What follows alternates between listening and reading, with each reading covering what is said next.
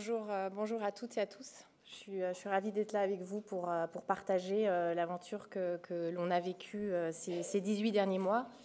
En effet, Boom est une petite start-up née au sein du groupe Richemont. C'est une presque première en termes de création de marque pour le groupe Richemont. Et je suis ici avec vous aujourd'hui pour partager cette histoire et en particulier partager avec vous les éléments de rupture qui s'inscrivent dans la thématique d'aujourd'hui. Je vais faire d'abord appel un peu à vos souvenirs d'enfance et de jeunesse. J'imagine que vous vous souvenez tous des rêves que vous avez pu avoir, de la rencontre d'un professeur inspirant qui vous a inspiré à devenir professeur, ou les astres et les étoiles, l'univers qui vous a donné l'ambition de devenir astronaute, ou encore cette première visite au zoo. Vous êtes tombé amoureux des animaux et vous êtes dit « mon métier, ça va être vétérinaire, c'est sûr ». On se souvient tous de ça, je pense. Alors certains parmi nous ont eu la chance d'avoir une vocation très tôt et d'avoir pu l'accomplir et aller au bout de leurs rêves. D'autres ont trouvé des métiers, des jobs intéressants, sans que ce soit forcément une passion, ou d'autres encore exercent des métiers, exercent des jobs qui ont une raison d'être et un but très fort derrière. Moi, personnellement, je fais partie des gens qui ont eu la chance d'avoir des postes très intéressants, mais pas particulièrement forcément passionnants.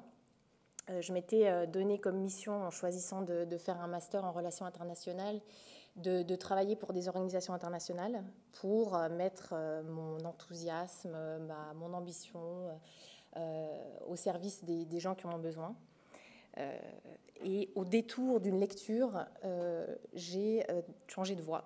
Donc, j'ai lu un livre qui s'appelle Belle du Seigneur, qui décrit, peut-être certains parmi vous ont lu, qui décrit le fonctionnement des organisations internationales. Bon, dans ce livre-là, à l'époque, c'est la Société des Nations qui deviendra les Nations Unies, de manière assez anxiogène. Et donc, je me suis intéressée un peu plus près au fonctionnement de ces organisations.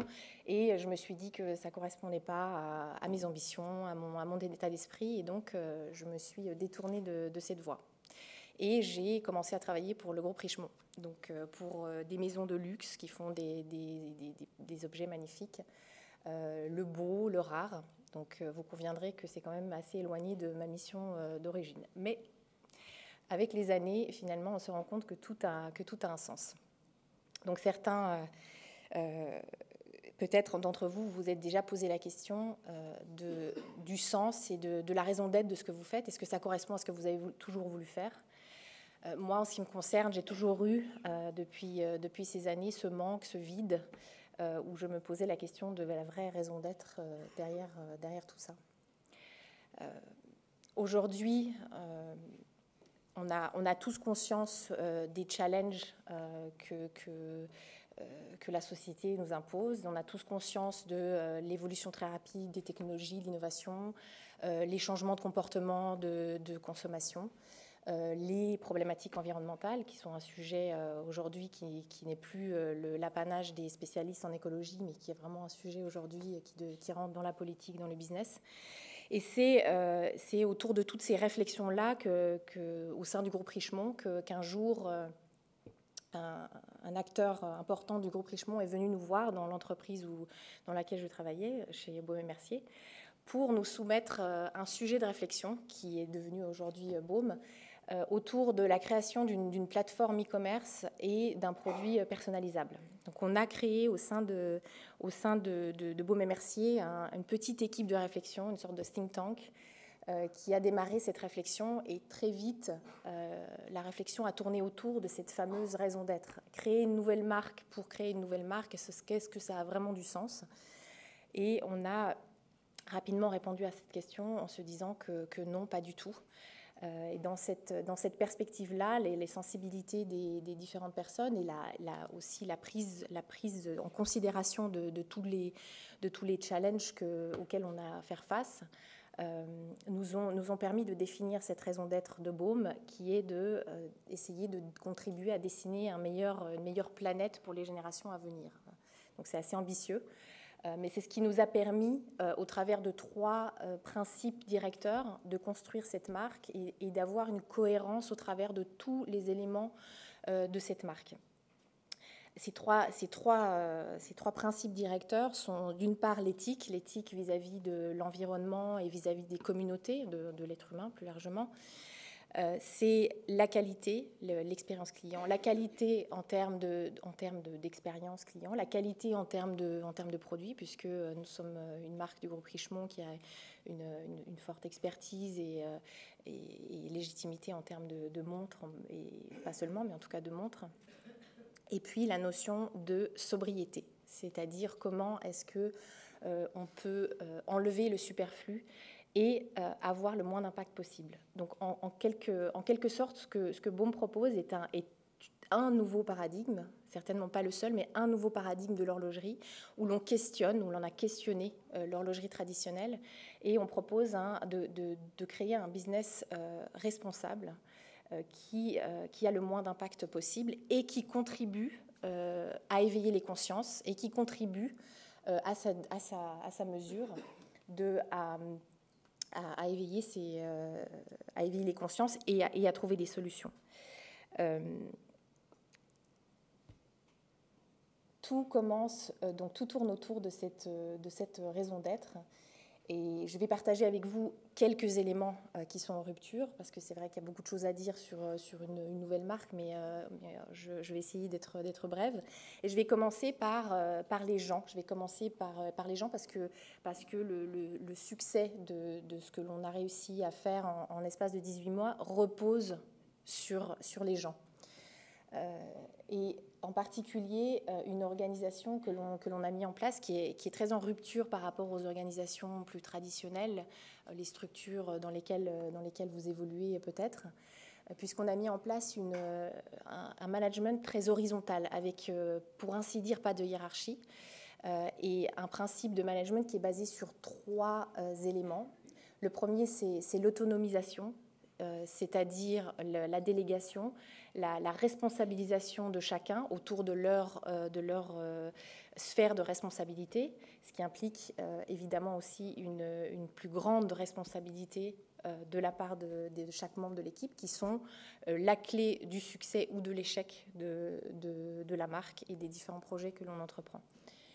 Le deuxième élément, c'est la notion d'intégrité de soi, l'importance d'être soi-même au travail aussi, et pas seulement à la maison, et cette richesse dans la diversité des caractères, des expertises qui font le succès d'une marque qui aujourd'hui, donc c'est mentionné 15 personnes, mais au démarrage, vous imaginez qu'on était beaucoup moins nombreux,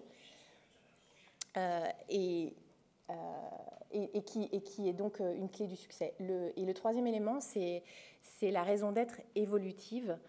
Et ça, c'est ça parlera certainement aux gens qui font partie de start-up, qui ont monté des start-up. C'est l'agilité et la faculté de pouvoir réagir à son environnement rapidement, optimiser, adapter.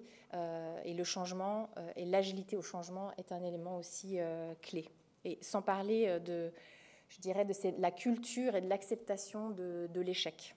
Et du fait que tout ne peut pas toujours réussir et qu'il faut accepter et en faire une culture, de se dire qu'on peut se tromper et que c'est aussi source d'apprentissage, parfois même plus que l'apprentissage du succès.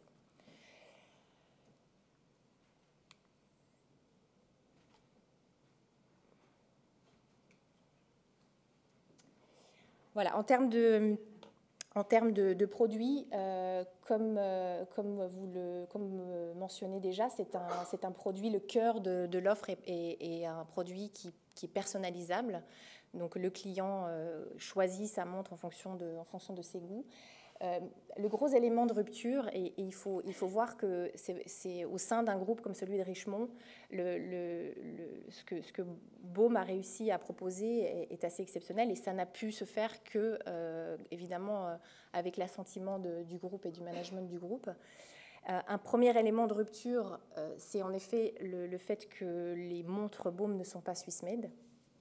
Et ça, c'est le fruit d'une réflexion basée d'une part sur la clientèle que l'on avait à l'esprit, qui est plus sensible à l'assurance d'une qualité et d'une bienfacture que véritablement le label suisse même dans lui-même, qui est parfois un petit peu nébuleux à comprendre pour le client final. Et aussi basé sur l'ambition qu'on avait de trouver la juste balance entre un design qui soit vraiment séduisant, avec une valeur perçue, avec un prix en effet assez agressif et accessible, pour aussi démocratiser la personnalisation, et puis évidemment la qualité. Et ça nous a amené à faire le choix de travailler avec des mouvements japonais et des mouvements suisses aussi, notamment pour la version automatique qui nous permettait d'ouvrir le cadran et d'avoir une esthétique qui est aussi différenciée par rapport aux autres marques. L'inclusivité, ça c'est un élément important parce que c'est aussi une évolution par rapport à ce que l'on connaît des marques de luxe. C'est-à-dire que nous avons pour ambition de donner la main à nos clients, à eux de choisir ce qui est beau, à eux de choisir ce qui leur convient. Donc aucune des 2000 et quelques possibilités n'est bloquée. Ça n'est pas à Baume de dire ce qui est beau. Et ça, c'est quand même un changement de paradigme par rapport à ce que l'on connaît du luxe, qui en général définit ce qui est beau et ce qui est à la mode et ce qui doit se porter. Au niveau aussi de l'expérience du client, on a donc au centre du site l'expérience du configurateur. Là aussi, on a eu la possibilité de choisir vraiment tous les partenaires avec qui on a travaillé. On en a certains ici dans la salle aujourd'hui.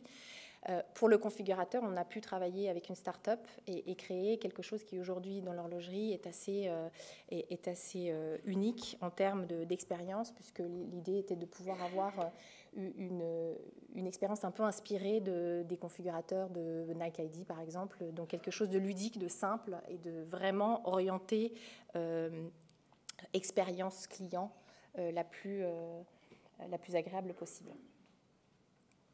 L'idée aussi est de créer une communauté autour des valeurs de la marque et des ambitions de la marque. En termes de responsabilité, donc c'est vraiment ancré dans l'ADN de Baume, de tout faire, de faire en sorte et de s'engager à créer un business qui soit responsable et qui contribue à une meilleure planète pour les générations à venir.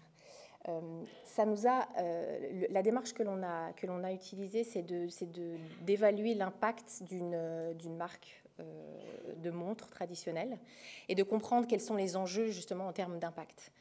Et ça nous a fait prendre un certain nombre de décisions et d'engagements au démarrage du projet, en sachant que c'est un voyage et c'est un trajet vers le mieux. On n'est pas parfait dès le départ, mais on a pris des engagements assez forts qui sont en rupture avec l'horlogerie traditionnelle, comme celui de choisir de travailler qu'avec des matières non animales, d'éliminer donc l'utilisation des bracelets en cuir en alligator, d'éliminer l'utilisation de matières précieuses et semi-précieuses, les pierres, l'or, etc. D'essayer de s'inspirer d'autres industries pour recréer des économies circulaires. Donc, le principe étant d'utiliser le fruit de la marque pour contribuer à des causes qui vont dans le sens de nos ambitions.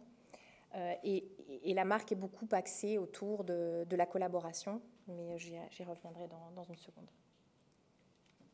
Un élément aussi très important, c'est ce que l'on a appelé mindful production, c'est-à-dire réfléchir, et comme je vous l'ai dit, tout ce que l'on fait se fait selon nos principes directeurs. Donc c'est un élément aussi assez fort en termes de rupture, c'est l'assemblage. On assemble les montres que lorsqu'on a une demande, ce qui nous permet de ne pas créer d'obsolescence de stock, c'est-à-dire en général on prévoit de lancer une collection, on fait des prévisions de vente, on fabrique et ensuite on livre. Nous on attend que le client choisisse sa montre, on l'assemble et ensuite on la lui envoie et on s'engage à utiliser tous les composants que l'on produit, à les réutiliser. Les principes de réutilisation, de upcycling, de recyclage sont vraiment aussi ancrés dans la marque.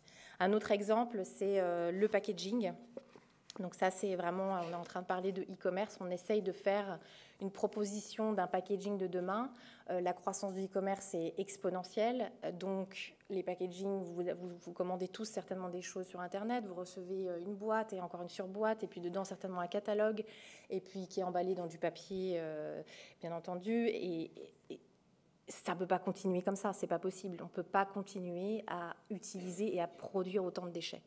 Donc la proposition ici, c'est de réduire ce packaging au minimum en utilisant du papier recyclé, qui est recyclable, et un écrin qui est réutilisable. Ce qui est un vrai challenge. Ce qui est un vrai challenge avec les partenaires logistiques, ce qui est un vrai challenge avec le client final qui ne comprend pas forcément pourquoi il vit cette expérience-là. Mais c'est l'avenir, selon nous en tout cas, c'est l'avenir de l'e-commerce, ou en tout cas pour que ça puisse être durable.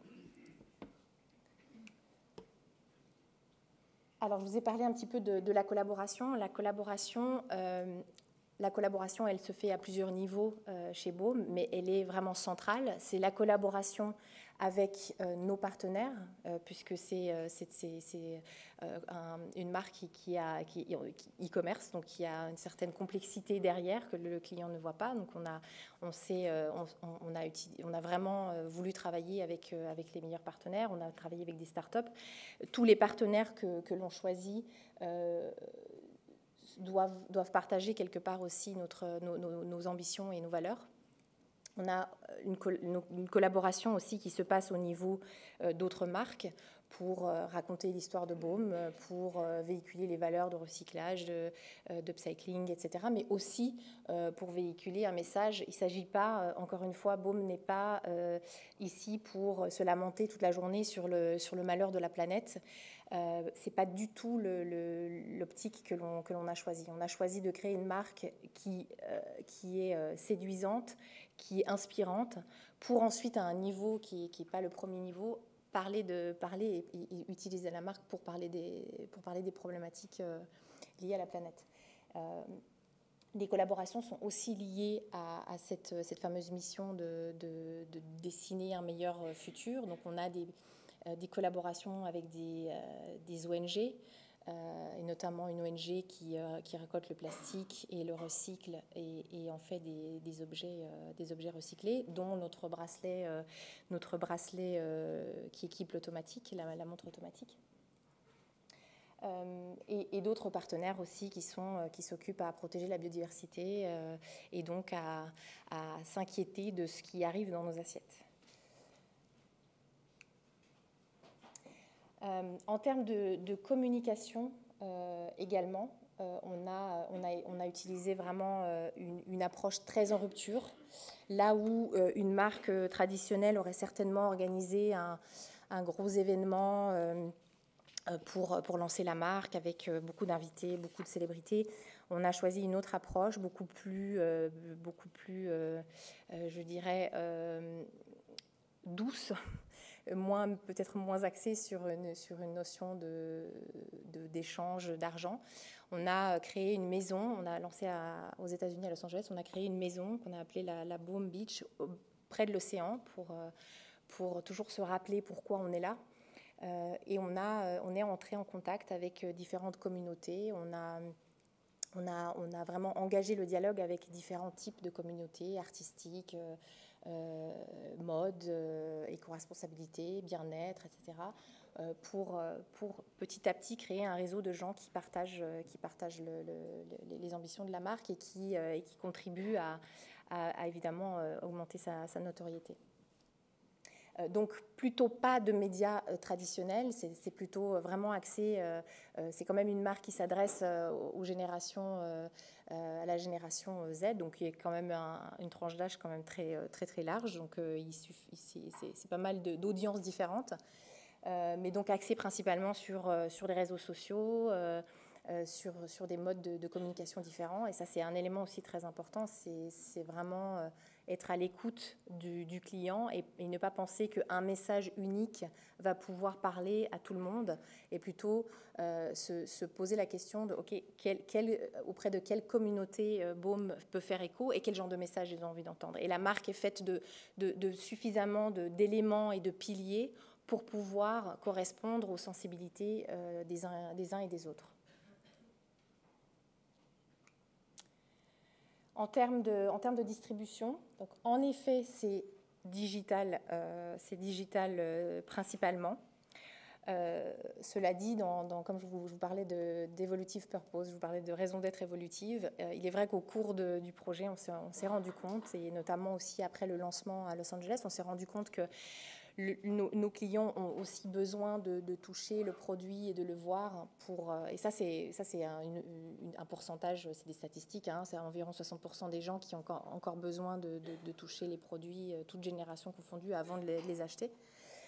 Et ça nous a fait réfléchir, et donc on est en phase, on va tester, expérimenter une distribution digitale pour pouvoir permettre aux clients de vivre cette expérience digitale de configuration au sein d'un point de vente, en même temps que de prendre les produits et les regarder, en sachant que nos engagements, évidemment, de